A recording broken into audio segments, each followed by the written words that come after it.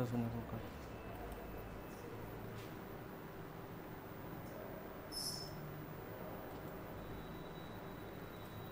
अचिंत्य व्यक्त रूपाय निर्गुणाय गुणात्मने समस्त जगदाधार मूर्तये ब्रह्मणे नमः।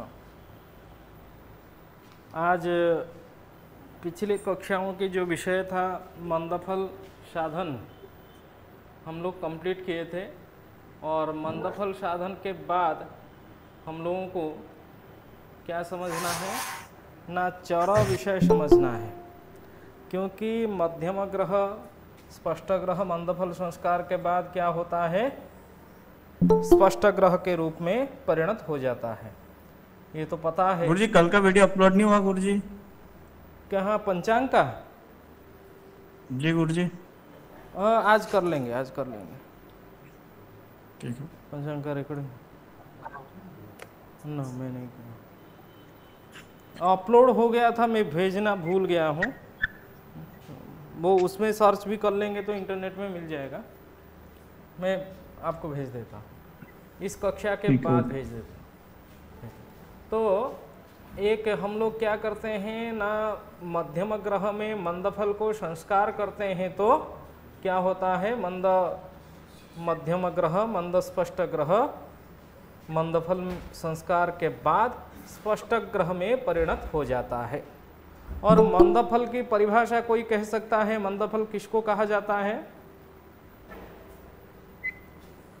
तद्गुणे भुजकोटि जे भगणांश विभाजिते तद्विद्या फलम धनुर्मानम युक्तादिकम, ऐसा सूर्य सिद्धांत में कहा है। उसका परिभाषा क्या है, किसको मंदफल कहा जाता है? मंद प्रतिवर्त में गुरुजी जो उस ग्रह का जो भुजान वो निकलता, भुज निकलता है, वही उसका मंदफल कहलाता है। नहीं, और कोई बता सकता है क्या मंदफल की परिभाषा?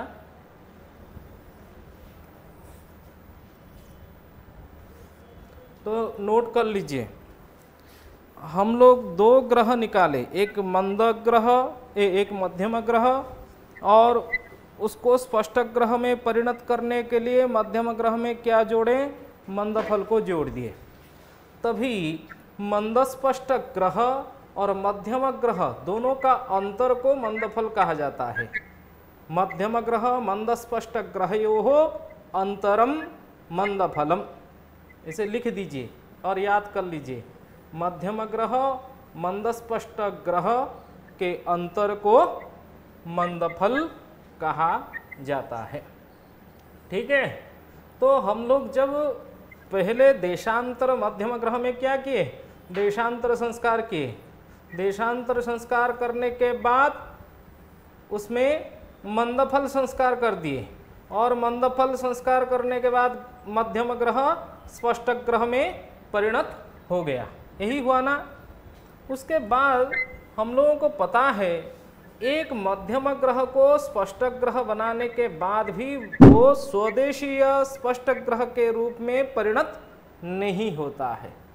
सामंत चंद्रशेखर और सिद्धांत शिरोमणि में भास्कराचार्य, ये सभी ग्रंथकर्ता व दैवज्ञों का, गणकों का एक ही मत है। उसमें चरांतर, भुजांतर और उदयांतर, ये तीन संस्कार अपेक्षित है। तो मध्यम ग्रह तब, स्पष्ट ग्रह तब स्वदेशीय दृक्सिद्ध ग्रह में परिणत होगा जब हम लोग उसमें, उस स्पष्ट ग्रह में तीन और संस्कार करेंगे। यही है ना, पहले शुरू के कक्षा में ये भी बताए थे हम, मध्यम ग्रह को स्पष्ट ग्रह में परिणत करने के लिए उसमें हम लोगों को क्या करना है ना, और तीन संस्कार करना है। एक चरांतर, और दूसरा भुजांतर, और तीसरा उदयांतर। देशांतर नहीं, देशांतर तो पहले हम संस्कार कर लिए हैं। देशांतर संस्कार करने के बाद वो स्वदेशीय, देशांतर मतलब पूर्वापर अंतर, रेखादेश और स्वदेश का पूर्वापर अंतर को क्या कहा जाता है, देशांतर क्या कहा जाता है। लेकिन एक चरांतर की विषय आ गया।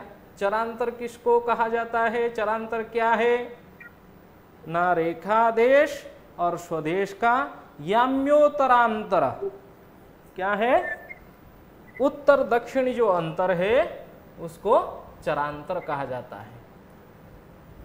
जिसको पता नहीं है वो नोट कर ले ये विषय।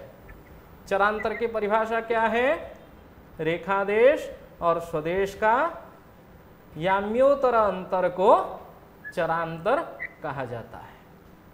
तो गुरु जी अपने अक्षांश कैसे कहेंगे? हाँ, वही अक्षांश, उत्तर दक्षिण अंतर को अक्षांश कहा जाता है और उसी अक्षांश से ही हमको चरांतर निकालना है, क्योंकि उत्तर दक्षिण अंतरमान चरांतर है ना, इसीलिए चरांतर जब हम निकालेंगे तो किसको ग्रहण करेंगे, अक्षांश को ग्रहण करेंगे। और दो अक्षांश गुरुजी, दो अक्षांश का जो अंतर रहता है उसको चरांतर कहते हैं अपन, है ना? हाँ, अपन ने कहते हैं, लेकिन उसको साधन करने के लिए हम लोगों को थोड़ा सा गोलीय ज्ञान होना चाहिए, क्योंकि चर किसको कहा जाता है और सूर्य का भ्रमण वृत्त अहोरात्र वृत्त है। कुछ मैं कहा था पिछले कई दिनों के पहले, आप लोगों को गोल परिभाषा के सामान्य ज्ञान आप लोगों को पता होना चाहिए।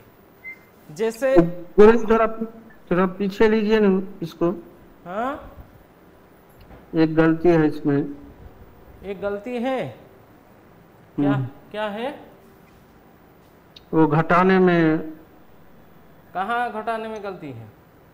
कर्णाब्द सूर्य मंदोच में से ये घटाने में, कर्णाब्द सूर्य मंदोच में से मंद केंद्र,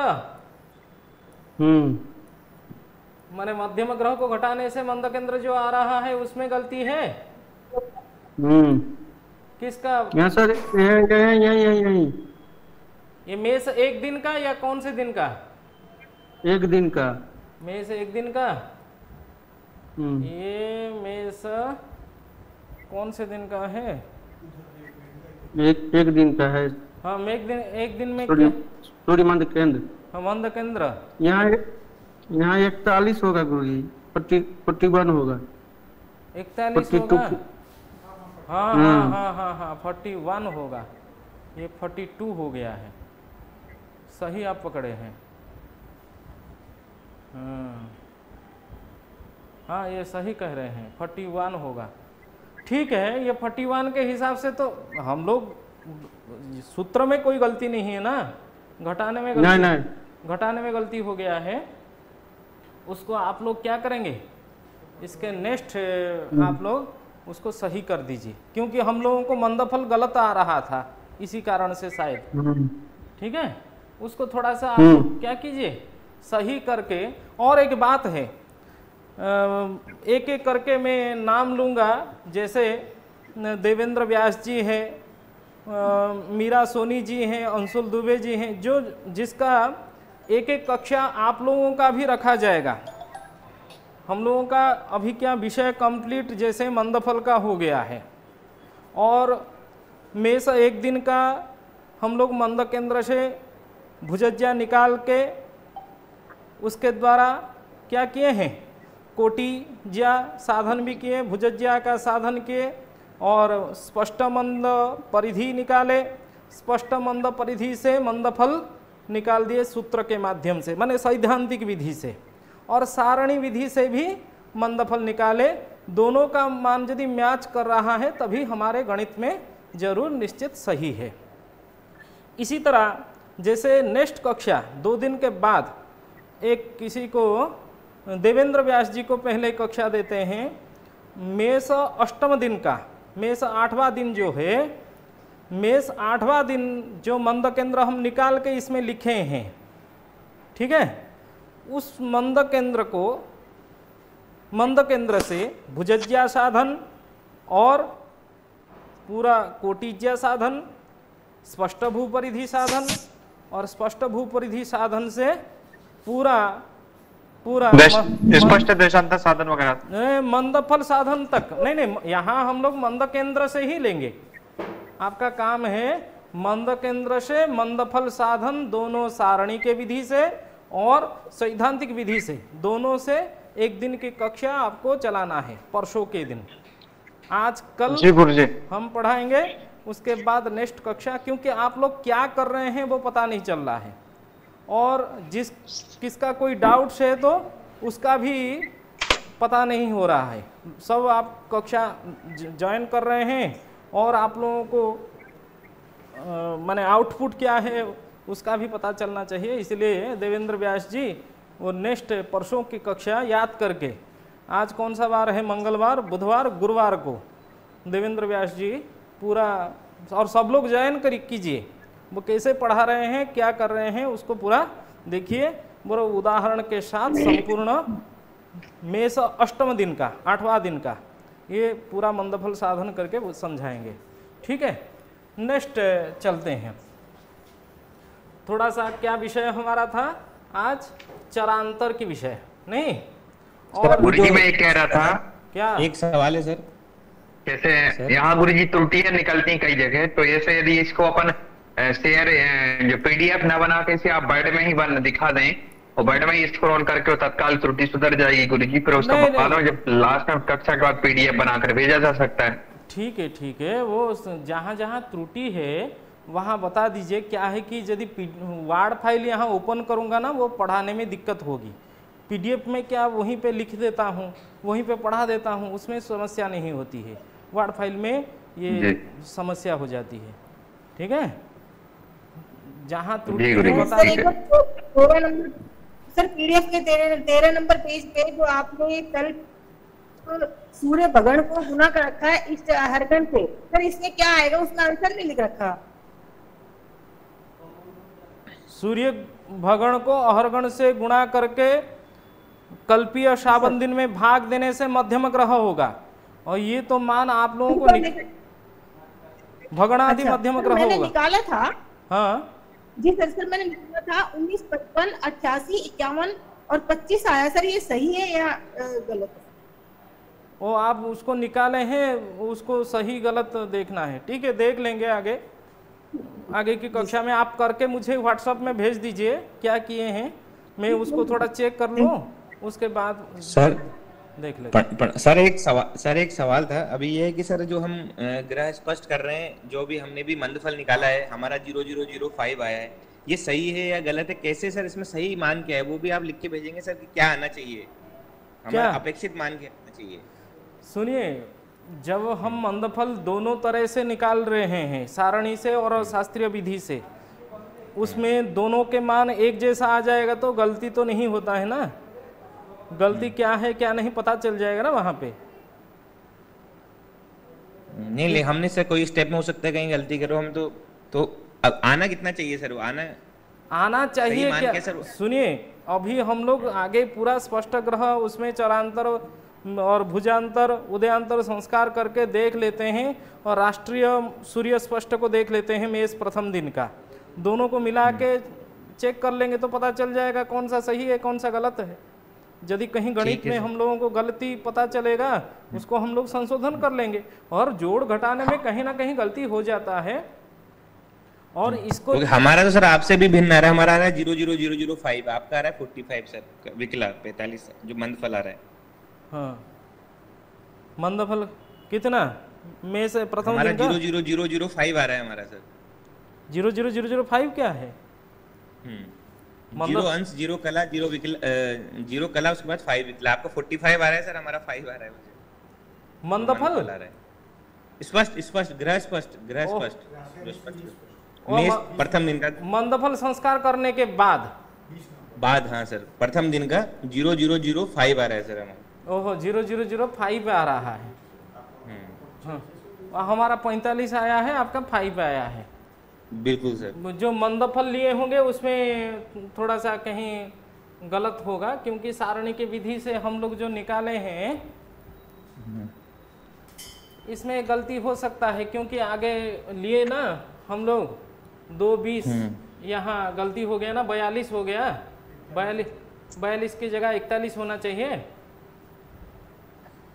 हमने तो सही करके किया सर पूरा एक चीज। हाँ, 3-4 बार चेक किया। तो इसीलिए आपका सही होगा। हमारे जो जोड़ घटाने में कहीं ना कहीं गलती हो जाता है, वो पता नहीं चल पा रहा कि हमारा सही है या क्या है सर, ये लास्ट में पता पड़ेगा। जैसे पता आप बता चल रहे हैं जाएगा, सब पता संस्कार चल करने जाएगा। उसका सही गलती पता करने के लिए एक कक्षा हमारे आगे संजय सर लेंगे और उनको बताया हूँ वो कैसे पुराने वर्ष से इस वर्ष का स्पष्ट ग्रह को क्रॉस चेक करके पता हम कर लेते हैं, चंद्र स्पष्ट, सूर्य स्पष्ट, वो कौन सा सही है कौन सा गलत है उसको पकड़े, वो विधि वो बताएंगे।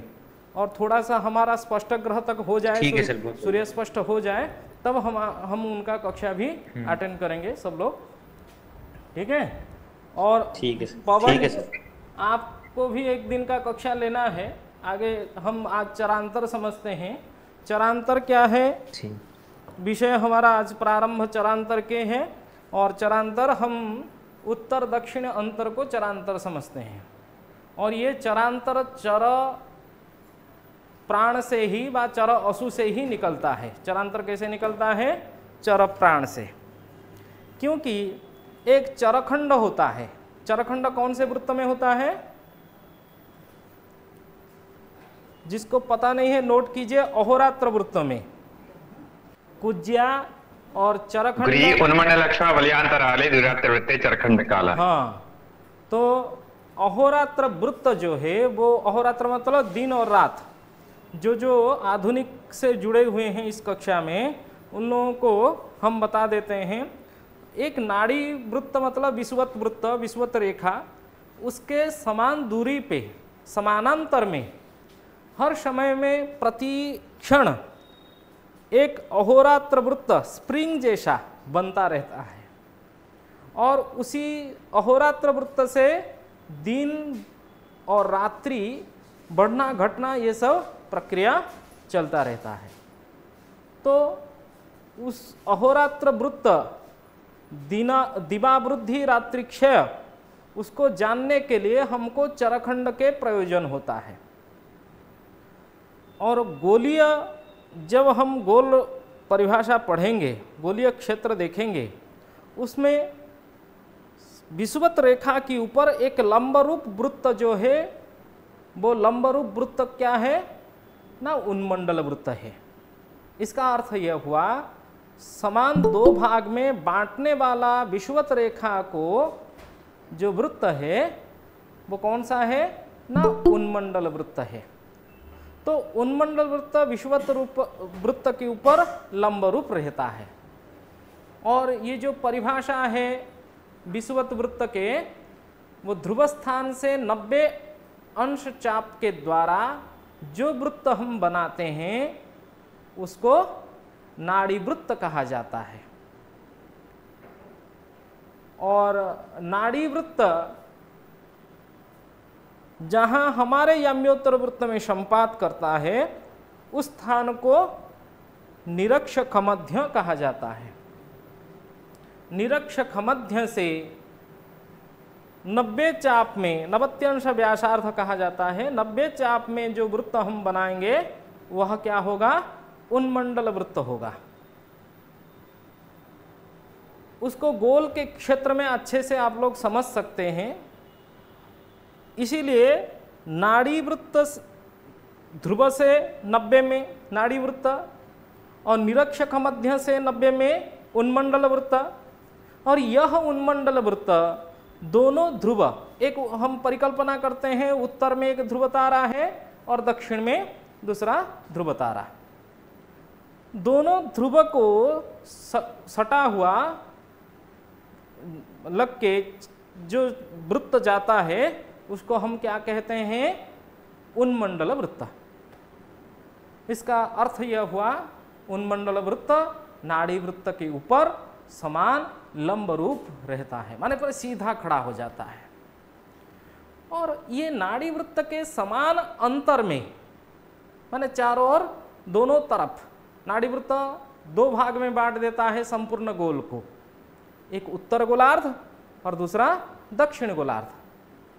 उत्तर गोलार्ध की ओर अहोरात्र वृत्त अनेक सारे बनते जाते हैं, दक्षिण गोलार्ध की ओर भी अहोरात्र वृत्त बनते जाते हैं। तो इसी अहोरात्र वृत्त मतलब दिवा और रात्रि का वृत्त है। उसी अहोरात्र वृत्त में चरखंड हमको मिलता है। कैसे चरखंड मिलता है ना, हमारा एक क्षितिज वृत्त है।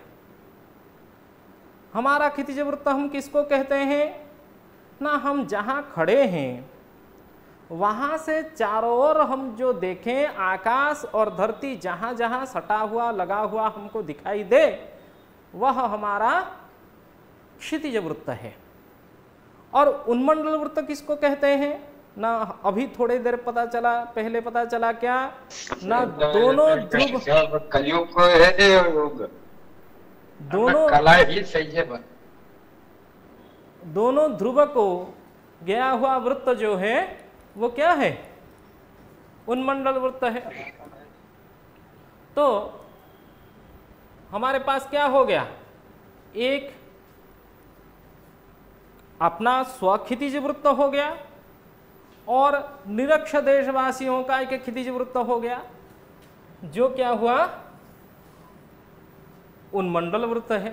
सोच लेते हैं ये हमारा क्षितिज है और ये उन्मंडल वृत्त है। क्षितिज वृत्त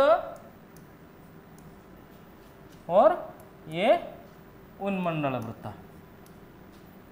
सीधा हमारे सिर के ऊपर हमारा क्या रहता है, खमध्य रहता है।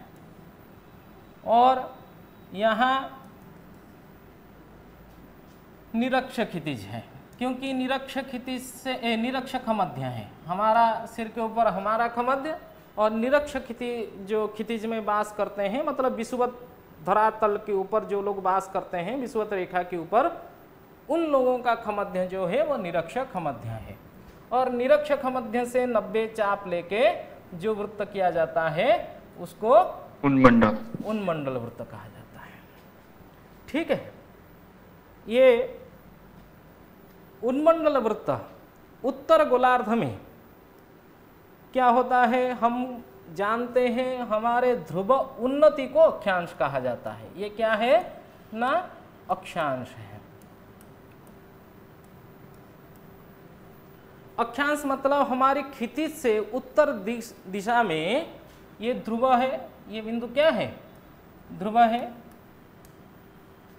हमारे क्षितिज उत्तर दिशा में जितना ऊपर उठा हुआ ध्रुव तारा दिखाई दे, क्षितिज से जितने ऊपर में हमारा ध्रुव तारा दिखाई दे रहा है, उस कोणीय मान को हम क्या कहते हैं, अक्षांश कहते हैं।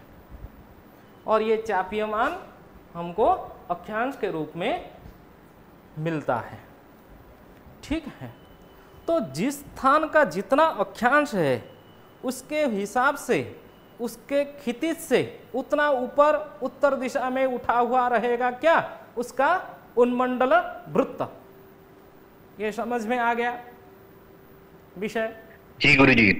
ठीक है, नहीं तुमको नहीं पूछ रहा हूं क्योंकि तुम तो पहले से समझे हो, जो जिन लोगों को पता नहीं है उनके लिए पूछ रहा हूं। ठीक है, तो ये जो निरक्ष खमध्य है, इस ये होते हुए ये नाड़ी वृत्त है, इसको विषुवत वृत्त भी कहा जाता है। यहाँ ऊपर एक निरक्ष खमध्य है, नीचे भी एक निरक्ष खमध्य है। और ये याम्योत्तर वृत्त, ये पूरा जो ऊपर गोल है इसको हम याम्योत्तर वृत्त कह सकते हैं। और जो अहोरात्र वृत्त है, हम क्या बताए थे ना, ये नाड़ी वृत्त के समानांतर में अहोरात्र वृत्त 23.5 डिग्री, 23 डिग्री 30 कला व 23 डिग्री 27 कला परम क्रांति तक इसे अहोरात्र वृत्त बनते जाते हैं, बनते हैं उत्तर गोलार्ध में भी और दक्षिण गोलार्ध में। ये कब तक बनेंगे ना, 23 डिग्री परम क्रांति 27 कला तक। ये उत्तर गोलार्ध होगा तो उत्तर गोलार्ध में बनेंगे और इसी तरह दक्षिण होगा तो दक्षिण में, दक्षिण गोलार्ध में भी बनते जाएंगे। ये स्प्रिंग जैसा बनते रहते हैं। और इसी में सूर्य का अहोरात्र वृत्तीय भ्रमण के कारण सूर्य का प्रतिक्षण क्रांति भी चलन होता रहता है। सूर्य स्पष्ट जैसे हमको मिलता है और उस सूर्य स्पष्ट में हम अयनांश जोड़ देते हैं तो हमको क्या मिल जाता है? सायन सूर्य। सायन सूर्य मिल जाता है। और सायन सूर्य से हम क्या करते हैं? क्रांति साधन कर लेते हैं। उसको क्रांत्यंश कहा जाता है। उसको क्या कहा जाता है? क्रांत्यंश। और सूर्य का क्रांत्यंश जैसे जैसे बढ़ता रहता है, परम क्रांति कितना है? 23 डिग्री 27 कला, ये मान लेते हैं। और ये क्रांति बढ़ते बढ़ते बढ़ते बढ़ते जब 23 डिग्री 27 कला परम क्रांति हो जाता है, उत्तर गोलार्ध में 22 जून हो जाता है। पता है पिछले एक कक्षा में भी मैं समझाया था, 22 जून को सबसे बड़ी दिन और हमारे उत्तर गोलार्ध में छोटी रात हो जाता है। ठीक है। उसी तरह धीरे उसके बाद फिर से जो 22 जून है वो परम क्रांति का दिन, मतलब सूर्य सायन सूर्य जो हम स्पष्ट सूर्य में अयनांश जोड़े हैं वो क्या मिला है? हमको सायन सूर्य मिला है। और वह सायन सूर्य किस राशि में उस दिन प्रवेश करता है? कर्क राशि के प्रारंभ में प्रवेश कर जाता है। उसको उससे दक्षिणायन की प्रवृत्ति होती है, आरंभ हो जाता है क्या? दक्षिणायन। तो फिर से रिटर्न 3 महीना, क्योंकि विषुवत रेखा के ऊपर जिस दिन सूर्य भ्रमण करता है विषुवत रेखा के ऊपर, वो कौन सा दिन है ना? 21 मार्च। 21 मार्च से परम क्रांति तक जाने के लिए 22 जून उसका क्रांति चलन होगा। उसके हिसाब से अहोरात्र वृत्त भिन्न एक एक करके बदलता जाएगा स्प्रिंग जैसा, और दिन रात्रि